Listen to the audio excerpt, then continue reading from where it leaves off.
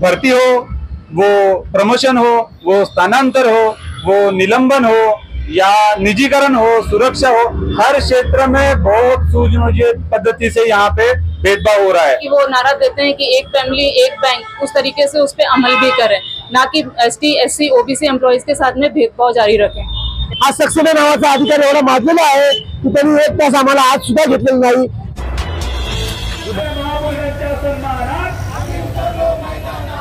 हर कर्मचाऱ्यांच्या सन्मानार्थ SC ST OBC कर्मचाऱ्यांच्या सन्मानार्थ हर भारतीय असोची पदोन्नती हवी आम्हाला समानता। जय भारत जागृती न्यूज मध्ये आपल्या सर्वांचं स्वागत आहे। दर्शक हो, आम्ही पुणे येथील महाराष्ट्र बँकेच्या समोर आहोत आणि हे कर्मचारी त्या ठिकाणी धरणे आंदोलनात बसलेले आहेत। काय कारण आहे तर यांच्यावरती आजही सुद्धा हे बँकेचे कर्मचारी असून सुद्धा त्यांच्यावरती जातीय अत्याचार केला जातो। आम्हाला समान हक्क द्या, समानतेची वागणूक द्या म्हणून त्यांना रस्त्यावरती यावं लागतं। आणि हा जो एक दिवसीय धरणे जो आहे भारत मुक्ती मोर्चा आणि मुली निवासी बहुजन कर्मचारी संघाच्या वतीने या ठिकाणी करण्यात येत आहे। माझ्यासोबत आता सचिन बनसोडे आहेत, त्यांच्या पण प्रतिक्रिया जाणून घेऊया। काय सांगाल भाऊ की आज या परिस्थितीमध्ये कर्मचाऱ्यांना जातीय मानसिकतेतून त्यांना त्रास दिला जातो आणि त्यांना आम्हाला समानतेची वागणूक द्या म्हणून रस्त्यावरती यावं लागतं, काय सांगाल तुम्ही? कारण जसंही संविधान लागू झालं त्या काळापासून RSS असेल, काँग्रेस असेल, BJP असेल आणि त्यांना मानणारे जे उच्चवर्णीय अधिकारी असतील, जे वेगवेगळ्या सोशल ऑर्गनायझेशन मध्ये आहेत, जे काही डिपार्टमेंट आहेत सेंट्रल गव्हर्नमेंटचे, स्टेट गव्हर्नमेंटचे आणि जे काही बँका असतात आहेत, त्या सर्वांमध्ये जे उच्चवर्णीय अधिकारी बसले त्यांनी त्या संविधानाला पहिल्या दिवसापासूनच विरोध केला हे आपल्या सर्वांना माहिती आहे। त्याच्या अंतर्गत गेली 70 वर्ष आपण असं समजू शकतो की संविधान जे आहे ते घराघरापर्यंत पोहोचले नसेल, परंतु आज 70 वर्षांनंतर सुद्धा आज बँक ऑफ महाराष्ट्राच्या माध्यमातून जे SC ST OBC चे कर्मचारी आहेत नाहीतर अधिकारी आहेत, आता आमच्या सोबत बरेचसे जे कर्मचारी आहेत ते मॅनेजर लेवलचे आहेत, ते पुण्यातील काही बँकेचे मॅनेजर आहेत। असं असतानाच देखील जी ग्रामीण व्यवस्था आहे ते उच्चवर्णीय लोक त्या वर्णव्यवस्थेनुसार त्यांच्यावरती कारवाई करतात, तसं त्यांना वागवतात। त्यांना कुठलाही मान सन्मान दिला जात नाही, त्यांच्या कुठल्याही संविधानिक पोस्ट जे आहेत त्याचं तंतोतंत पालन करत नाहीत। आजही त्यांच्याबरोबर अस्पृश्यतेची वागणूक होती।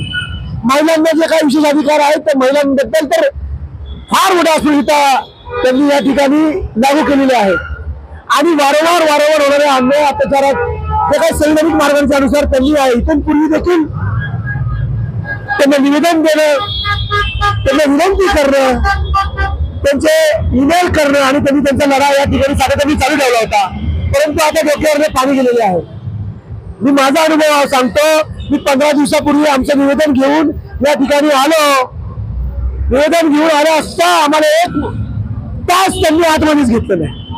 आलं की भारत मुक्ती मोर्चाचा वर्षपती असल्यामुळे पुण्याचे कलेक्टर असतील, कमिशनर असतील, जबाबदार अधिकारी असतील, विदिन 10 मिनिटं मला वेळ देतात आणि आमच्या प्रत्येक गोष्टी ज्या संविधानिक मार्गाने आम्ही लढवतो ते मान्य करतात। परंतु या ठिकाणी हे मुजोर अधिकारी एवढे माजलेले आहेत, आज सक्सेना नावाचा अधिकारी एवढा माजलेला आहे की त्यांनी 1 तास आम्हाला आज सुद्धा घेतलेलं नाही।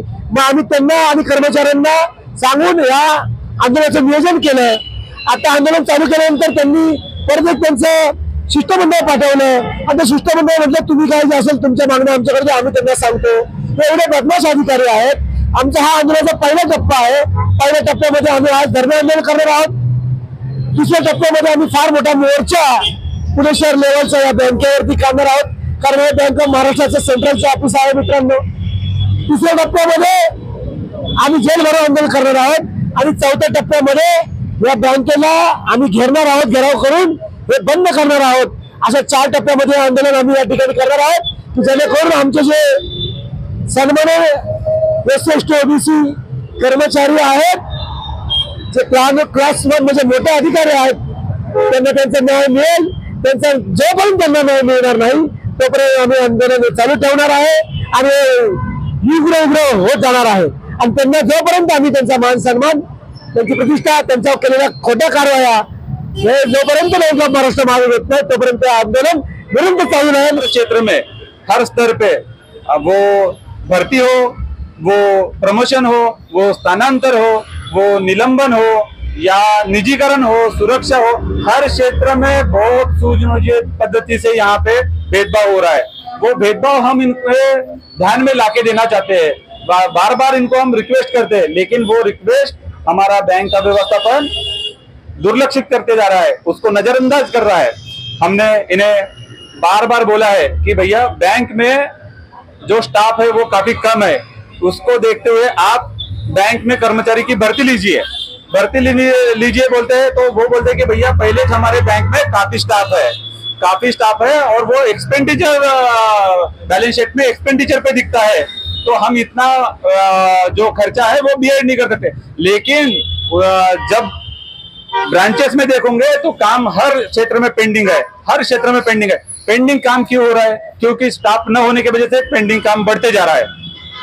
अब हम बोल रहे हैं कि काम पेंडिंग है तो कल अकाउंटेबिलिटी हो सकती है, कल किसी का नुकसान करना हो सकता है. तो क्या बैंक के व्यवस्थापन की मानसिकता किसी का नुकसान करने की है क्या? ये हमारा सवाल है. प्रमोशन में क्या होता है कि हमारे जो लोग हैं SC ST OBC कर्मचारी के जो हमारे लोग हैं वो दूर दराज शाखा में पदस्थ है, उनको दूर दराज शाखा में ब्रांचेस में डिप्यूट किया गया है.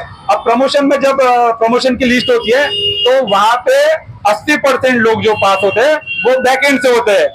हमारे जो एग्जीक्यूटिव कैडर के जो लोग हैं वो सोचते हैं कि भैया इस अटेम्प्ट पे नहीं तो नेक्स्ट अटेम्प्ट में हमारा नंबर लगेगा. वो नंबर पे नंबर एग्जाम देते जा रहे हैं, लेकिन 80% जो परीक्षार्थी चुना जाता है वो बैक एंड से होते हैं और बैक एंड में हमारे लोगों का प्रतिनिधित्व काफी कम है. हम बार बार इनको बोलते हैं कि भैया हमारा प्रतिनिधित्व HO में, ZO में, बैक एंड में बढ़ाइए. अगर आपको सभी लोगों को प्रमोशन नहीं देना है, सिर्फ बैक एंड के लोगों को देना है, तो हमारे लोगों को आप क्यों प्रतिनिधित्व नहीं देते हो? अगर हमारे लोगों को प्रतिनिधित्व नहीं दोगे तो हमारे लोगों का विकास कैसे होगा, उनको प्रमोशन कैसे मिलेगा? ये हमारी मांग है कि भैया आप जब 2700 के plus branches bank of Maharashtra के हैं तो कम से कम 2600 ब्रांचेस बाहर है और बाकी 100 बैक एंड होंगे. तो आप जब प्रमोशन लेते हो तो प्रमोशन में भी उसी हिसाब से रेशो रखिए ताकि 80% जो लोग हैं बाहर जो ब्रांचेस में काम कर रहे हैं उनको पदोन्नति का मौका मिलेगा. कि बैंक में निलंबन होता है. अब निलंबन कैसे होता है कि अगर स्टाफ कम है तो काम बढ़ेगा, काम बढ़ा है, स्टाफ कम है तो कम स्टाफ ज्यादा काम कर रहा है. उसके बाद में मालूम है काम इतना बड़ा हुआ है कि उनके हाथ से गलतियां होती है. बार बार हम हर कर्मचारी, हर ब्रांच मैनेजर अपने जोनल ऑफिस में मेल डालता है कि सर मेरे ब्रांच में ऐसी कंडीशन है, आप हमें स्टाफ प्रोवाइड करिए. जोनल मैनेजर और वहाँ का स्टाफ डिपार्टमेंट बोलता है कि हमारे पास में स्टाफ नहीं है तो हम स्टाफ दे नहीं सकते हैं. तो ऐसी स्टाफ डिपार्टमेंट अगर स्टाफ दे नहीं सकता तो स्टाफ डिपार्टमेंट रखा क्यों है? जोनल ऑफिस का काम है ब्रांचेस को मदद करना, लेकिन जोनल ऑफिस के जो पदाधिकारी है वो ब्रांचेस के बैठे स्टाफ को मदद नहीं कर रहा है, बल्कि वो प्रेशराइज करके कम स्टाफ पे ज्यादा काम करवाने को देख रहा है ताकि वो दबाव में रहते हुए उनके हाथ से कुछ गलती हो जाए. गलती होने के बाद में उनके ऊपर अकाउंटेबिलिटी हो, उनके ऊपर चार्जशीट दिया जाए, उनको निलंबन किया जाए. ऐसी मानसिकता के साथ में व्यवस्थापन काम कर रहा है. ये तो मानसिकता है, ये महाराष्ट्र पुणे जिले में है या पूरे देश भर में देखा जाए तो हमारे जितने भी सदस्य हैं ऑल ओवर इंडिया में सब जन बोलते हैं कि सर ये बैंक में हम ब्रांच में जाते हैं तो कोई भी जोनल ऑफिस के जो पदाधिकारी है या हेड ऑफिस है हमको पूरे तरीके से न्याय नहीं मिलता है. तो ये कंडीशन यही की नहीं है, ये पूरे भारत भर में ऐसी सेम कंडीशन है. लेकिन मैनेजमेंट के साथ में या उनको बोलने के लिए हर कोई डर रहा है कि भैया उनके ये चीज, इनकी आवाज यहाँ तक पहुंचनी नहीं है. तो आज हम ये आंदोलन के माध्यम से हमारा आवाज मैनेजमेंट के जो उच्च अधिकारी है उन पे पहुंचाना चाहते हैं. उनको हम ये बताना चाहते हैं कि सर हम लोग इस गंभीर विषय में आप हस्तक्षेप करिए और सभी लोगों को न्याय दिलाने का काम करिए, क्योंकि आप न्याय वाले चेयर पे बैठे हो. उस चेयर से आपने न्याय ही हमको अपेक्षित है. अगर आप वो न्याय दे नहीं सकते हो तो हम काफी खेद से कहते हैं कि हमें आगे की जो ये आज का एक दिन का आंदोलन है ये आगे भी जारी रहेगा. और इसके मद्देनजर हम आज शाम को वैसी बैठक करने वाले हैं कि आगे का आंदोलन किस हिसाब से बढ़ाया जाए. आपको कुछ चीजें बताता हूँ. कॉन्ट्रैक्ट बेसिस पे, कॉन्ट्रैक्ट के माध्यम से यहाँ पे सफाई कामगार करके लगता है, उसे मिलता है 13,000 रुपए, 12,000 रुपए गवर्नमेंट नियम के हिसाब से उसको कम से कम 17,500-18,000 रुपए सैलरी उसके हाथ में मिलना चाहिए। उनको सैलरी स्लिप में मिलता है 21,000 23,000 रुपए और उनके अकाउंट में जमा होता है 13,000 रुपए। ये जो 4-4,500 का घपला हो रहा है वो किसके खाते में जा रहा है? ये 4-4,500 रुपए कॉन्ट्रैक्टर के पास में जा रहा है। और ये जो 4,500 एक कर्मचारी के हिसाब से हो रहा है, तो ऐसे हजारों कर्मचारी है जिनके साथ में बहुत बड़े पैमाने पर भ्रष्टाचार हो रहा है, उसका शोषण हो रहा है। तो मैनेजमेंट ने इसके ऊपर ध्यान देते हुए सभी लोगों को न्याय देना चाहिए, काफी मानवता भरा निर्णय इसमें लेना चाहिए। यही हमारी मैनेजमेंट के व्यवस्थापन से रिक्वेस्ट है कि उसमें इस गंभीर विषय पे काफी सोच समझ के और काफी जल्द निर्णय दे। यही हम आज फिर से एक रिक्वेस्ट कर रहे हैं। लोगों का बस एक ही रिक्वेस्ट है मैनेजमेंट से बैंक ऑफ महाराष्ट्र से कि बैंक ऑफ महाराष्ट्र के जो ST SC OBC एम्प्लॉयज हैं उनको भी पूरा एक तरीके से देखा जाए, ना कि उनके साथ भेदभाव किया जाए। हमारा रिक्वेस्ट मैनेजमेंट से बस यही है कि bank of Maharashtra ST SC OBC employees के जो भी मेंबर्स हैं, जो भी रिप्रेजेंटेटिव्स हैं, उनकी जो भी परेशानियां हैं उनको सुना जाए और टाइमली उनका रिजोल्यूशन दिया जाए। बैंक मैनेजमेंट को ये चाहिए कि जैसे कि वो नारा देते हैं कि एक फैमिली एक बैंक, उस तरीके से उस पर अमल भी करें, ना कि ST SC OBC एम्प्लॉयज के साथ में भेदभाव जारी रखें। हमेशा दूर दराज की जो ब्रांचेस होती है, रूरल ब्रांचेस है, वहाँ का आप रेशियो उठाकर देख लेंगे तो सबसे ज्यादा ST SC OBC एम्प्लॉयज ही वहाँ पर मिलेंगे। जो भी बैंक के जो अच्छे पद हैं वो हमें बैंक ऑफ महाराष्ट्र के ST SC OBC एम्प्लॉयज को रेशियो वाइज बहुत कम ही है। हेड ऑफिस में और जोनल ऑफिस में उनकी जो भर्ती है बहुत कम की जाती है ताकि उनका वर्चस्व ज्यादा ना बढ़े और उनको हमेशा नीचे रखा जाता है। जो चीजें पहले होती थी वो आज भी जारी है।